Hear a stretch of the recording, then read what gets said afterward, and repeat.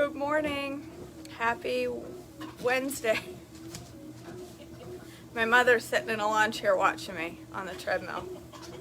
Oh, I don't want to do this today, I'll be honest, but I'm here. I'm tired. I really just want to be sitting. But that's how it is, right? You still got to move. All right, June 23rd, day 166. Every time. Jotham rules in Judah, 2 Kings 15:32 through 38, which was 740 BC. Jotham, son of Uzziah, began to rule over Judah in the second year of King Pekah's reign in Israel. He was 25 years old when he became king, and he reigned in Jerusalem 16 years. His mother was Jerusha, the daughter of Zadok. Jotham did what was pleasing in the Lord's sight. He did everything his father Uzziah had done, but he did not destroy the pagan shrines, and the people still offered sacrifices and burned incense there. He rebuilt the upper gate of the temple of the Lord. The rest of the events in Jotham's reign and everything he did are recorded in the book of the history of the kings of Judah. In those days, the Lord began to send King Rezin of Aram and King Pekah of Israel to attack Judah. When Jotham died, he was buried with his ancestors in the city of David, and his son Ahaz became the next king. 2 Chronicles 27, 1 through 9. Jotham was 25 years old when he became king, and he reigned in Jerusalem for 16 years. His mother was Jerusha, the daughter of Zadok. Jotham did what was pleasing in the Lord's sight. He did everything his father Uzziah had done, except that Jotham did not sin by entering the temple of the Lord. But the people continued in their corrupt ways. Jotham rebuilt the upper gate of the temple of the Lord. He also did extensive rebuilding of the wall at the hill of Ophel. He built towns in the hill country of Judah and constructed fortresses and towers in the wooded areas. Jotham went to war against the Ammonites and conquered them. Over the next 3 years, he received from them an annual tribute of 7,500 pounds of silver, 50,000 bushels of wheat, and 50,000 bushels of barley. King Jotham became powerful because he was careful to live in obedience to the Lord his God. The rest of the events of Jotham's reign, including all his wars and other activities, are recorded in the book of Kings of Israel and Judah. He was 25 years old when he became king, and he reigned in Jerusalem 16 years. When Jotham died, he was buried in the city of David, and his son Ahaz became the next king. Micah's grief over Samaria and Jerusalem. Micah 1 through 16. There's a note that says, Micah may have spoken these words of judgment shortly before Israel was captured by Assyria in 722 BC. The Lord gave this message to Micah of Moresheth during the years when Jotham, Ahaz, Hezekiah were kings of Judah. The visions he saw concerned both Samaria and Jerusalem. Attention, let all the people of the world listen. Let the earth and everything in it hear. The sovereign Lord is making accusations against you. The Lord speaks from his holy temple.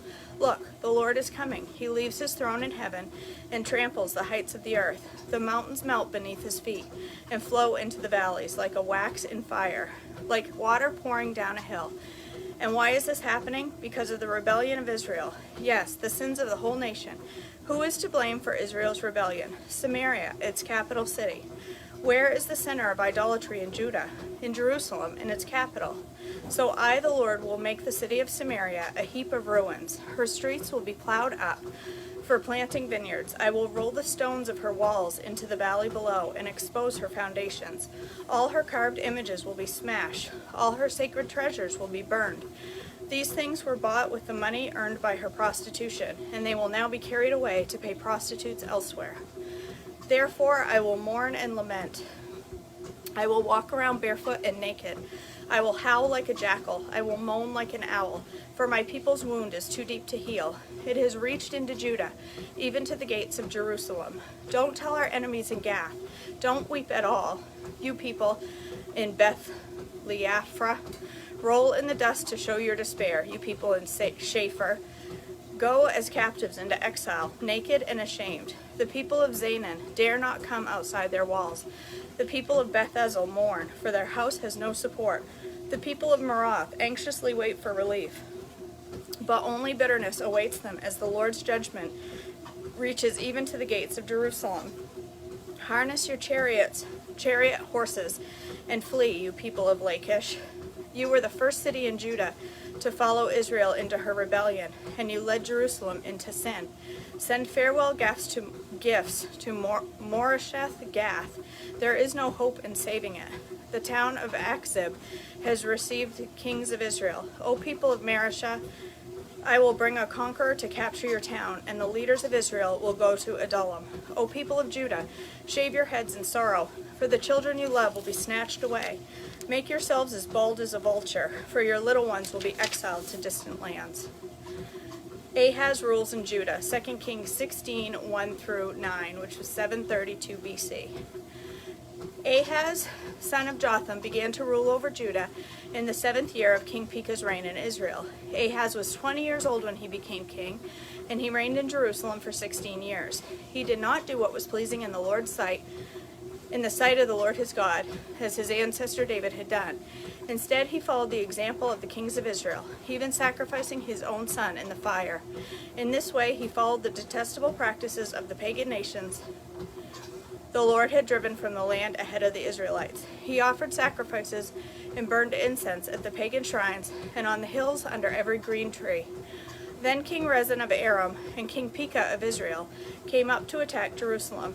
They besieged Ahaz, but could not conquer him. At that time the king of Edom recovered the towns of Elath and for Edom. He drove out the people of Judah and sent Edomites to live there, as they do to this day. King Ahaz sent messengers to King Tiglath-Pileser of Assyria with this message: I am your servant and your vassal. Vassal? What's a vassal? Come up and rescue me from attacking the armies of Aram and Israel. Then Ahaz took the silver and gold from the temple of the Lord and the palace treasury and sent it as a payment to the Assyrian king. So the king of Assyria attacked the Aramean capital of Damascus and led its population away as captives, resettling them in Kir. He also killed King Rezin. 2 Chronicles 28, 1-15. Ahaz was 22 years old when he became king, and he reigned in Jerusalem 16 years. He did not do what was pleasing in the sight of the Lord, as his ancestor David had done. Instead, he followed the example of the kings of Israel. He cast metal images for worship of Baal. He offered sacrifices in the valley of Ben Hinnom, even sacrificing his own sons in the fire. In this way, he followed the detestable practices of the pagan nations, for the Lord had the pagan nations the Lord had driven from the land ahead of the Israelites. He offered sacrifices and burned incense at the pagan shrines and on the hills and under every green tree. Because of all of this, the Lord his God allowed the king of Aram to defeat Ahaz and to exile a large number of his people to Damascus. The armies of the king of Israel also defeated Ahaz and inflicted many casualties on his army. In a single day, Pekah, son of Remaliah, Israel's king, killed 120,000 of Judah's troops, all of them experienced warriors, because they had abandoned the Lord, the God of their ancestors. Then Zikri, a warrior of Ephraim, killed Messiah, the king's son, Azrikam, the king's palace commander, and Elkanah, the king's second in command.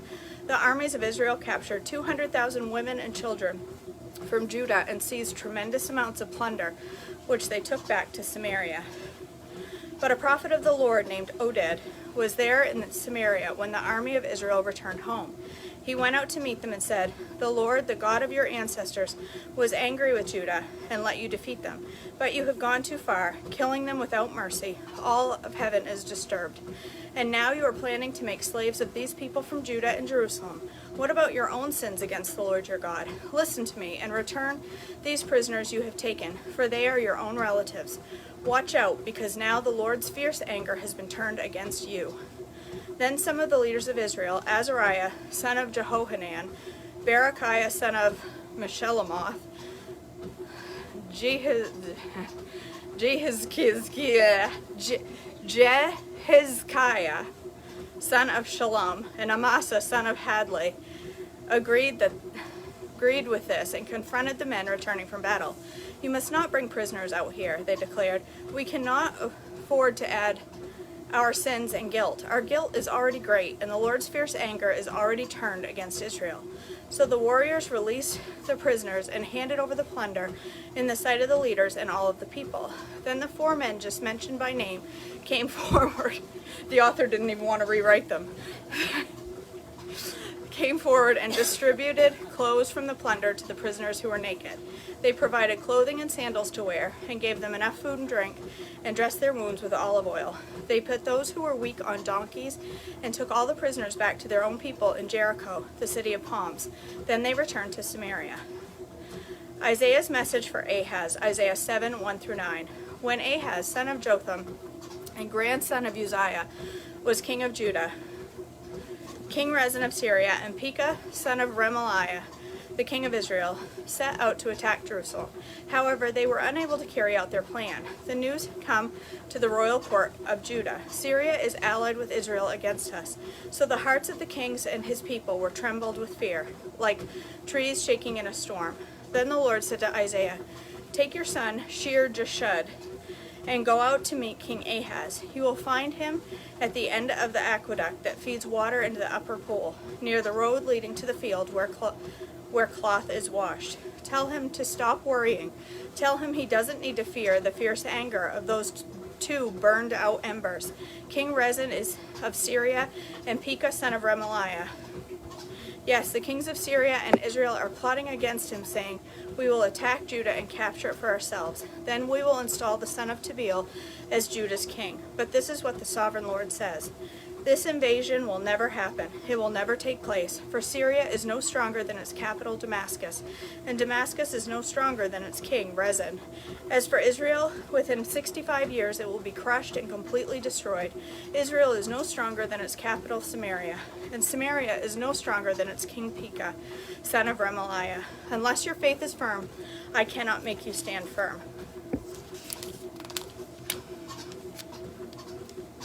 No, come on now. The sign of Emmanuel, Isaiah 7, 10-25. Later, the Lord sent this message to King Ahaz. "Ask the Lord your God for a sign of confirmation, Ahaz. Make it as difficult as you want, as high as the heaven or as deep as the place of the dead." But the king refused. "No," he said, "I will not test the Lord like that." Then Isaiah said, Listen well, you royal family of David. Isn't it enough to exhaust human patience? Must you exhaust the patience of my God as well? All right then, the Lord himself will give you a sign. Look, the virgin will conceive a child. She will give birth to a son and call him Emmanuel, which means God is with us. By the time the child is old enough to choose what is right and reject what is wrong, he will be eating yogurt and honey.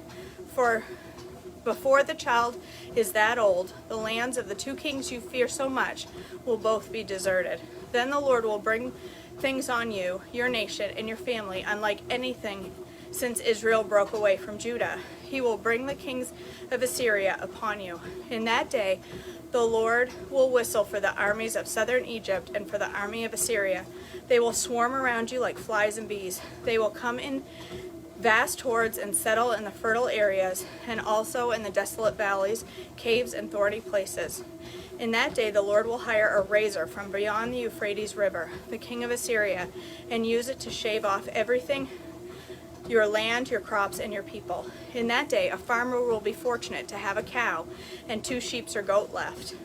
Nevertheless, there will be enough milk for everyone, because a few people will be left in the land. They will eat their fill of yogurt and honey. In that day, lush vineyards, now worth 1,000 pieces of silver, will become patches of briars and thorns. The entire land will become a vast expanse of briars and thorns, a hunting ground overrun by wildlife. No one will go to the fertile hillsides where the gardens once grew, for the briars and thorns will cover them. Cattle, sheep, and goats will graze there. All right, there we go. First sign of Messiah that I've read, I think, isn't it? I'm pretty sure that's the first mention of... I think in Genesis it mentions about him stepping on that. Yes, I mean the first clear, it's clear. The virgin will conceive a child. she'll give a birth to a son, and we'll call him Emmanuel, like black and white right there. All right, guys, that's it for today. I'm gonna go upstairs. I'm glad I did it. I'm glad it's done. It was hard. I didn't really want to do it this morning, but I'm glad I did, because now it was good and I'm done. So, all right, now I'm gonna go upstairs and I'm gonna make breakfast. We're gonna have bagels and a drink. So, all right, maybe I'll see you upstairs for breakfast. If not, I'll see you back tomorrow for more chronological Bible devotions, and I hope you all have a blessed day. All right, guys, bye. Come on, I can't hit